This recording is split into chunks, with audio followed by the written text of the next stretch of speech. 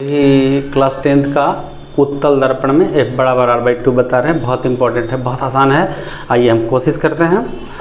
सबसे पहले हम तो फिगर बना चुके हैं, पर ये फिगर को समझा दें अलग से। मान लिया कि उत्तल, जिसका तल उठा हो उसको कहते हैं उत्तल। माना कि MM' एक उत्तल दर्पण है जिसका मुख्य अक्ष Px, माना कि MM' एक उत्तल दर्पण है जिसका मुख्य अक्ष Px एवं दर्पण का ध्रुव P है।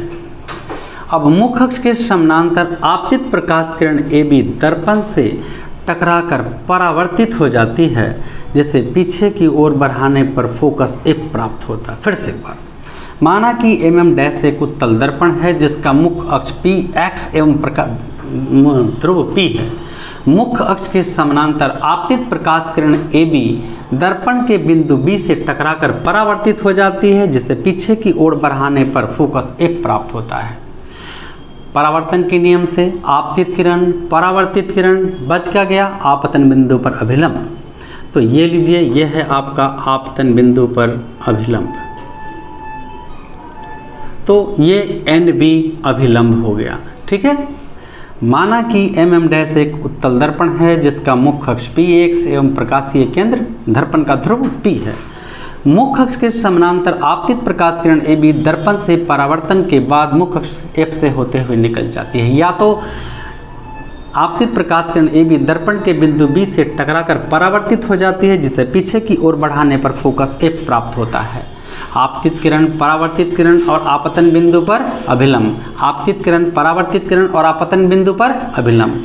इस अभिलंब को जैसे ही हम पीछे की ओर बढ़ाएंगे, जैसे ही पीछे की ओर बढ़ाएंगे, ये वक्रता केंद्र C प्राप्त हो जाएगा।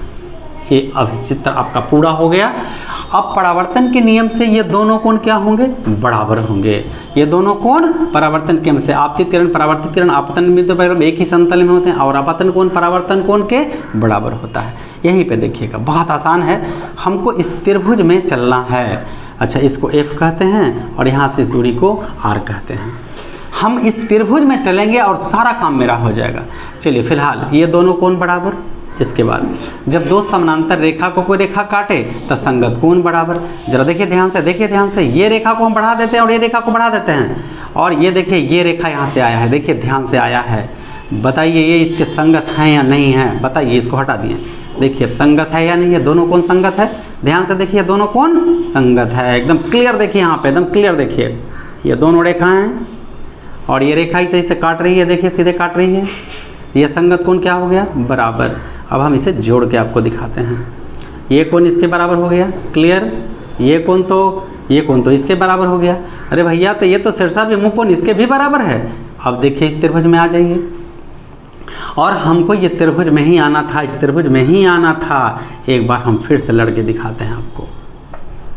परावर्तन के नियम से ये दोनों कोण बराबर, संगत कोण से ये दोनों कोण बराबर, शीर्षाभिमुख कोण से ही सही, तो ये भी सही का निशान। दो रेखाएं परस्पर कटती हैं तो शीर्षा कोण बराबर। ये देखिए, दोनों शीर्षा कोण है, ये दोनों शीर्षा कोण है।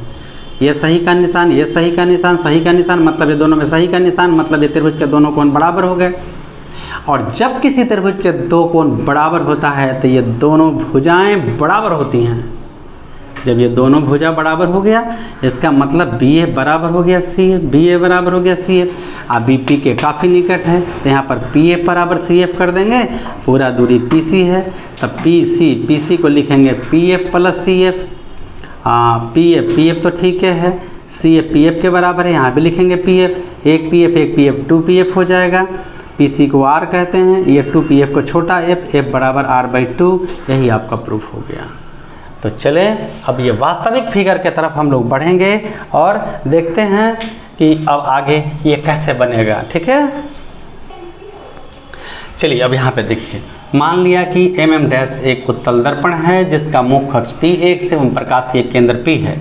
मुख्य अक्ष के समानांतर आपतित प्रकाश किरण AB दर्पण के बिंदु B से टकराकर परावर्तित हो जाती है, जिसे पीछे की ओर बढ़ाने पर फोकस प्राप्त होता है। NB अभिलंब, जिसे पीछे की ओर बढ़ाने पर वक्रता केंद्र C प्राप्त होता है। पी एफ को छोटा एफ और पूरा पी सी को आर। मान लिया कि एम एम डैश एक उत्तल दर्पण है जिसका मुख्य अक्ष पी एक्स एवं दर्पण का ध्रुव पी है। मुख्य अक्ष के समानांतर आपतित प्रकाश किरण ए बी दर्पण के बिंदु बी से टकराकर परावर्तित हो जाती है, जिसे पीछे की ओर बढ़ाने पर फोकस एफ प्राप्त होता है। एन बी अभिलंब है जिसे पीछे की ओर बढ़ाने पर वक्रता केंद्र सी प्राप्त होता है। पी एफ बराबर छोटा एफ और पी सी बराबर आर। आइए तो हम चलें पहले परावर्तन के नियम से। परावर्तन के नियम से ये दोनों कोण आपस में बराबर, कोण ए बी एन बराबर होगा कोण एस बी एन, एक नंबर। इसके बाद हाजी कुछ और, ये दोनों रेखा जब समानांतर है, ये दोनों कोण बराबर हैं, तो ये इसके संगत कोण बराबर है, क्योंकि ए बी पैरेलल है एक्स सी। अभी हम फिगर में दिखाए थे, चूँकि ए बी पैरेलल एक्स सी, इसीलिए कोण ए बी एन बराबर होगा संगत कोण बी सी, या एफ सी बी नहीं, बी सी एफ करते हैं, ठीक रहेगा, बी सी एफ। नाम तो कोई भी दे सकते हैं, हमको सी बीच में चाहिए। फिर से एक बार, पहले ये कोण इसके बराबर किए, फिर हमने देखा कि ये कोण किसी और के बराबर है क्या, तो हमको पता चला कि ये कोण इसके बराबर है। कैसे? संगत कोण, क्योंकि ये दोनों रेखा कैसा है? समानांतर। क्लियर हो गया? तो दो बार ये आ गया, एक बार यह बराबर यह, एक बार यह बराबर यह। तो देखिए आपको देखना है कि कौन एक साइड में बराबर आ जाएगा, तो आराम से कर लेंगे। यह कोण एकर बराबर और यह कोण एकर बराबर। चूंकि ये कोण दो बार हो चुका है, तो समीकरण एक तथा दूसरे, समीकरण एक तथा दूसरे, ये देखिए दोनों का लेफ्ट साइड बराबर है, इसलिए राइट साइड बराबर होगा। कोण एस बी एन बराबर होगा बी सी एफ। ये नंबर होगा, ये सेकंड हो गया और ये नंबर थर्ड हो गया। अब देखना है कि एस बी एन किसी और के बराबर है। ये देखिए एस बी एन, इस दोनों रेखा को देखिए, सीधा दोनों रेखा को देखिए, शीर्षा कोण बराबर है। ये दोनों कोण बराबर है, शीर्षा कोण। कोण एस बी एन बराबर होगा शीर्षा कोण बी, देखिए एस बी एन ये कोण बराबर है इसके, कैसे? सी बी एफ के, कोण सी बी एफ। ये नंबर 4, समीकरण 3 तथा 4 से क्या पाया? फिर लेफ्ट साइड बराबर है, राइट बराबर होगा। कोण बी सी एफ बराबर होगा कोण सी बी एफ। चलिए बी सी एफ बराबर, देखिए बी सी एफ बराबर सी बी एफ, ये दोनों कोण आपस में बराबर हैं। तो त्रिभुज बी सी एफ में हम देख रहे हैं कि ये दोनों कोण बराबर है। क्या लिखेंगे? कोण बी सी एफ बराबर कोण सी बी एफ। देखिए ये कोण इसके बराबर, नंबर 1, फिर ये कोण इसके बराबर, नंबर मेरा हो गया 2, तो फिर लेफ्ट साइड बराबर हो गया, तो राइट साइड बराबर हो गया। क्लियर? फिर हमने देखा कि ये कोण किसके बराबर है, तो ये कोण इसके बराबर है शीर्षा, तो ये कोण पहले से, और ये कोण हमने शीर्षा निकाला, तो लेफ्ट बराबर हो गया, तो ये दोनों राइट क्या हो जाएगा? बराबर हो जाएगा। तब हम इस त्रिभुज में घुस गए, त्रिभुज में, तो हमने इस कोण को यहाँ पे, इस कोण को हमने यहाँ पे लिखा, तब पता चला बी सी एफ बराबर है सी बी एफ, ये दोनों कोण बराबर हो गया। तो दोनों कोण बराबर होने के कारण समान, ये फार्मूला होता है, समान कोणों की सम्मुख भुजाएं समान होती हैं। देखिए एक थोड़ा सा मिस्टेक हो गया था हमसे कि जब ए बराबर r/2 अवतल में बता रहे थे ना, तो शायद हमको लगता है कि हम ऐसा लिख दें कि समान भुजाओं के सम्मुख कोण बराबर होते हैं। ये ध्यान रखिएगा, उसको सुधार लीजिएगा।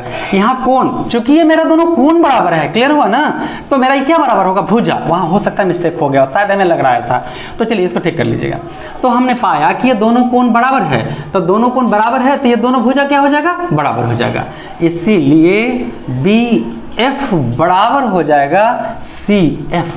परंतु बी और पी तो काफी निकट में है, क्योंकि छोटे द्वारक के दर्पण है, परंतु बी कॉमा कॉमा जरूरी है, बी पी के काफी निकट हैं, क्योंकि क्यों भाई, क्योंकि छोटे द्वारक के दर्पण हैं। बहुत बड़ा दर्पण नहीं है, छोटा दर्पण है, इसलिए ऐसा हो सकता है।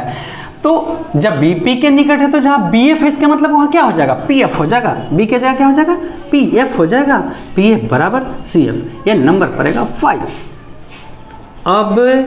अब देखना है पूरा दूरी पी सी।